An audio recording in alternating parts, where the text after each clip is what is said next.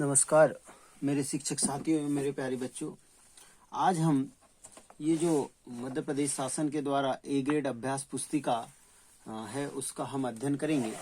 और अध्ययन में हम देखेंगे आज गणित पाठ 1 मछली उछली। इसमें हमने इस ए ग्रेड में किस टाइप के अलग अलग क्वेश्चंस बनाए गए हैं और उनका हम आज पूरा सॉल्यूशन देखेंगे। देखते हैं प्रश्न नंबर 1। प्रश्न नंबर 1 है का आ है 1 लाख को अंकों में लिखिए। देखिए प्यारे बच्चों, 1 लाख रुपए को बेटा जब आप अंकों में लिखोगे तो देखो इकाई से चालू कीजिए आप।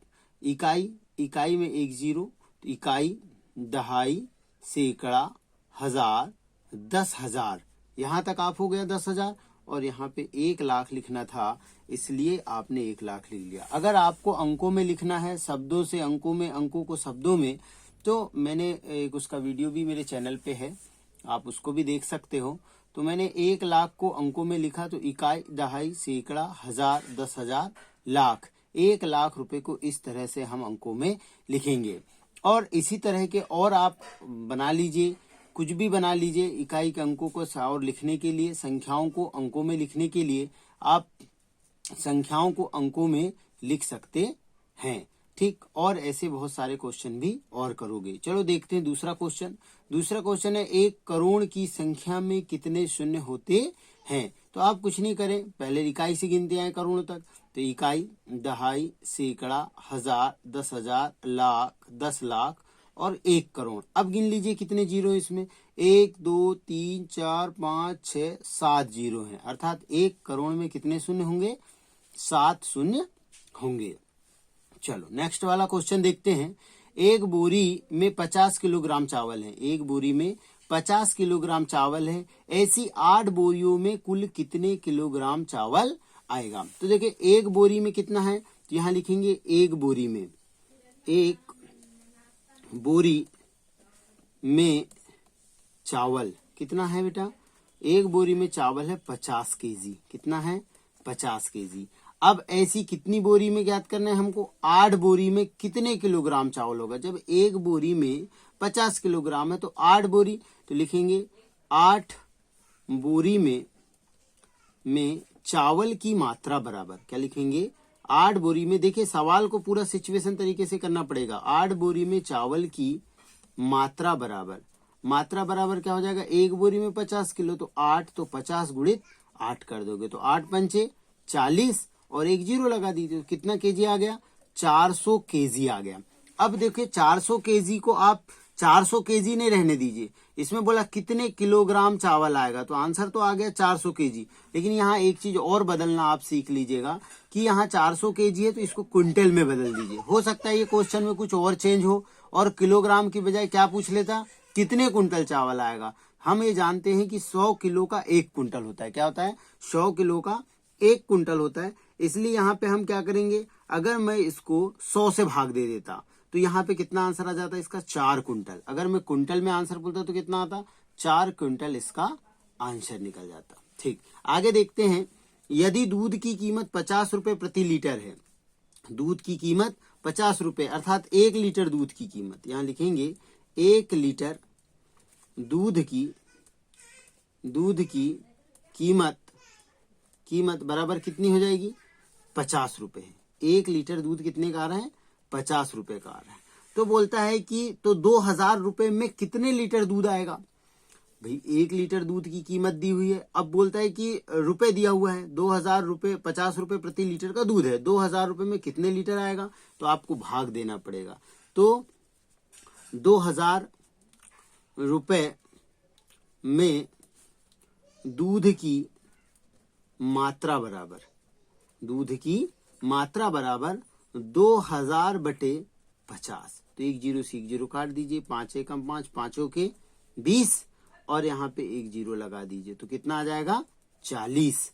तो कितने लीटर दूध आएगा, 40 लीटर दूध आएगा। 1 लीटर दूध 50 रुपए का है, तो 2000 रुपए में कितने लीटर बोला था, इसलिए भाग देना पड़ा। अगर आपको ऐसे भाग नहीं जाता होगा बच्चों, तो आपको बेटा ऐसा भाग देते तो आ ही जाता होगा।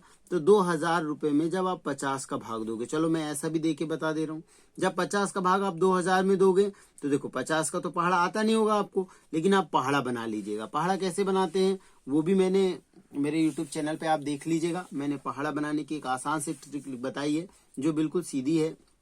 तो 50 का देखो, 50 का पहाड़ा सबको आता है, तो 50 का भाग 2 में तो जाएगा नहीं।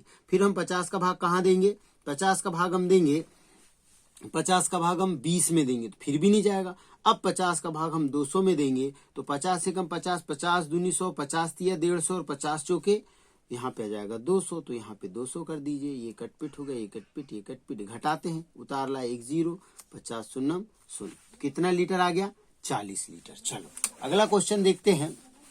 यदि क्या बोलता है, यदि अंगूर से किशमिश बनाने पर, यदि अंगूर से किशमिश बनाने पर उसका वजन 1/3 रह जाता है तो 12 किलोग्राम अंगूर से कितनी किशमिश बनेगी। देखो वजन क्या हो रहा है, कम हो रहा है। माना कि 1 किलो अगर अंगूर लो और अंगूर से उसको सुखा करके क्या बनाया जा रहा है, किशमिश बनाया जा रहा है, तो उसका कितना वजन रह रहा है, 1/3 रह रहा है। तो बोलता है 12 किलोग्राम अंगूर से कितनी किशमिश बनेगी, तो 12 का 1/3 निकाल लेंगे हम। क्या निकाल लेंगे, 12 का 1/3 हिस्सा, 1/3 हिस्सा बचेगा। तो जो 1/3 है तो यहाँ पे लिख देंगे कि अंगूर बनाने 1 किलो वजन का कितना रह जाता है, 1/3 रह जाता है। तो 12 किलो अंगूर से कितना है, तो यहाँ लिखेंगे 1 किलो अंगूर क्या आ जाएगा, 1 केजी अंगूर का किशमिश बनाने में, क्या बनाने में, किशमिश बनाने में कितना वजन रह जाता है, बनाने पर 1/3 वजन रह जाता है। कितना रह जाता है, 1/3 भाग कहें, हिस्सा कहें, रह जाता है। तो 12 किलो यहां से क्या जाएगा, 12 किलो अंगूर का जब आप बनाएंगे तो क्या जाएगा, 12 गुणित 1/3 कर दीजिए, 3 एकम 3 और 3 चौके 12, अर्थात कितने किलो अंगूर बनेगी, किशमिश बनेगी, 4 केजी किशमिश बनेगी। कितनी बनेगी, 4 केजी किशमिश बनेगी। अगला क्वेश्चन है, एक कार 1 घंटे में 60 किलोमीटर की दूरी तय करती है तो वह 2.5 घंटे में कितनी दूरी तय करेगी। देखो एक कार 1 घंटे में कितनी चल रही है, देखो कार के द्वारा चली गई दूरी क्या लिखेंगे, कार के द्वारा 1 घंटे में चली गई